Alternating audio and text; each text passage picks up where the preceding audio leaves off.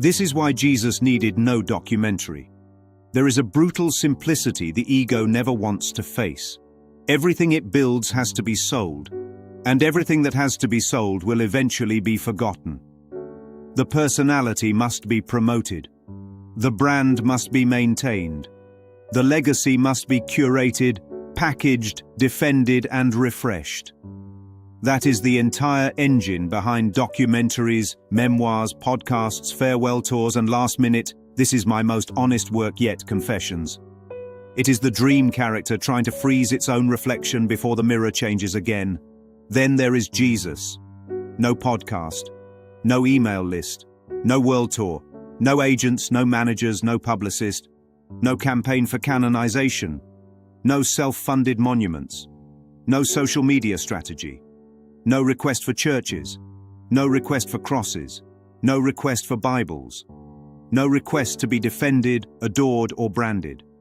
And yet the dream cannot stop talking about him. Every platform, every generation, every culture, some love, some hate, some argue, some mock, some worship, some walk away and come back later. The reactions differ. The magnet does not. This is where the metaphysics of memory shows its hand. The world forgets illusions because illusions were never really remembered. They were only marketed. And that is the line that exposes the whole game. The truth needs no marketing. Illusion is nothing but marketing. Marketing is the ego's breathing pattern. It has to advertise itself constantly because left alone, it disappears. The self-concept must be repeated, reinforced, filmed, documented, celebrated, pitied, praised, defended. The moment the campaign stops, the identity begins to thin out, because there was nothing there to begin with. That is why someone can say, "I have been acting for 50 years, I have never done anything like this," and the subtext is not inspiration but panic. Time is closing in. The body is aging. The aura is fading. The numbers are slowing. The ego feels its own expiration date and rushes to carve the name a little deeper into the sand. A documentary is the ego's way of saying, "Do not let this version of me evaporate. Please remember this character the way I remember it." But the sand belongs to the tide, not to the name written on it. The metaphysical problem is not that the world forgets too easily. The metaphysical problem is that the world never really remembers at all. It only recycles stories. It keeps remarketing the same idea in slightly altered costumes. The special one, the exceptional one, the misunderstood one, the genius, the survivor, the legend. Every legend is a press release for a mask. In that sense, self-love, as the world uses it, is also just marketing. The persona is trained to stand in front of a mirror and pitch itself back to itself. Look how worthy, how strong, how healed, how confident.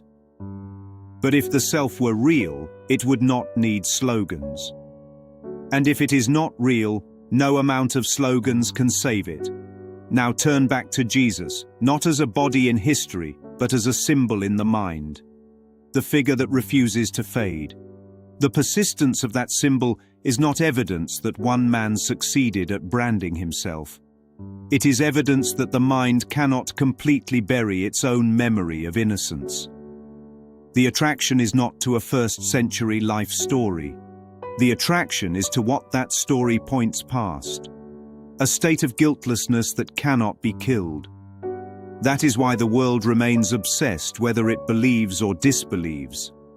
The atheist, the fundamentalist, the mystic, and the mocker all revolve around the same gravitational well. Arguing about form while something quiet underneath them remembers content. The mind is not remembering a man. It is remembering itself. In the language of A Course in Miracles, memory properly belongs to God. The ego hijacks memory to replay grievances, bodies, lifetimes, and personal narratives. But the Holy Spirit uses that same faculty to call the mind back to what was never really left. Underneath all the scrolls and sermons and arguments is a simple, wordless pull. There was something whole here, and it is not gone. That is why the symbol remains without effort. The content it points to is still true. Truth is inherently self-retaining. It does not need reminders because it never actually leaves. It only seems to be covered over.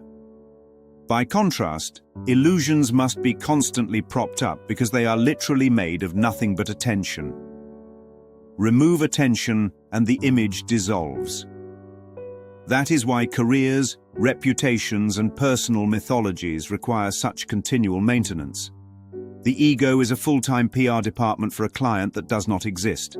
This is also why the world's memory is so fickle. One week a name is everywhere, the next week it is gone. New content replaces old content. New scandals bury old scandals. New heroes overwrite old ones. The wheel keeps spinning because nothing on it is fixed in reality. It is all pixels, refreshed and rearranged endlessly on the same screen. Truth, however, is not a pixel. Truth is the light behind the screen. When the mind cannot forget Jesus, it is not clinging to an individual. It is confessing, in spite of itself, that there is something in it that will not join the rotation. Something that will not collapse when the feed scrolls on. Something that does not age when the body ages. Something that does not expire when the story ends. The ego hears that and trembles, because this same logic applies everywhere. If a life story requires marketing to feel real, its unreality is already showing. If an identity must be filmed, archived, and defended, its weakness is already exposed. If a self needs constant inward cheerleading just to be tolerable, its hollowness is already on the table. The Son of God has no such problems. The Son of God does not love himself in the way the world uses that phrase. Because there is no split between subject and object in truth. There is no he and himself. There is only love, extending as what it is. No one stands apart from it to evaluate it, improve it, preserve it, or promote it. That is why the self has no marketing strategy.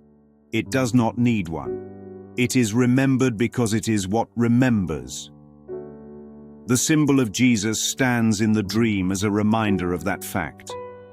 Not as a celebrity to be protected, not as a hero to be advertised, but as a crack in the world's amnesia. The very endurance of that name across centuries of distortion is the mind's confession that something here is not like the others.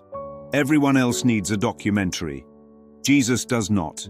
Everyone else needs a narrative arc, a redemptive edit, a final interview to set the record straight. Jesus does not. Because what is real in that symbol does not depend on history, consensus, or commentary. What is real in that symbol is exactly what is real in everyone who ever watched a documentary and quietly felt, somewhere beneath the admiration and the envy and the boredom, this is not it. There is something else. The ego hears that inner recoil and launches a new campaign. Another project. Another performance. Another angle on the same exhausted identity. More effort. More marketing, but the truth simply waits. It cannot be forgotten because it is the one remembering. It cannot be overshadowed because everything that seems to overshadow it is occurring within it. It cannot be replaced because there is nothing outside it to take its place. In that light, the whole spectacle of legacy building begins to look less like achievement and more like anxiety.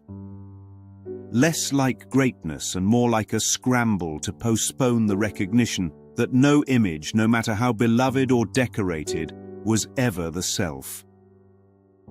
The metaphysics of memory is simple in the end. What never was cannot be remembered for long. What always is cannot be forgotten forever. This is why Jesus needed no documentary.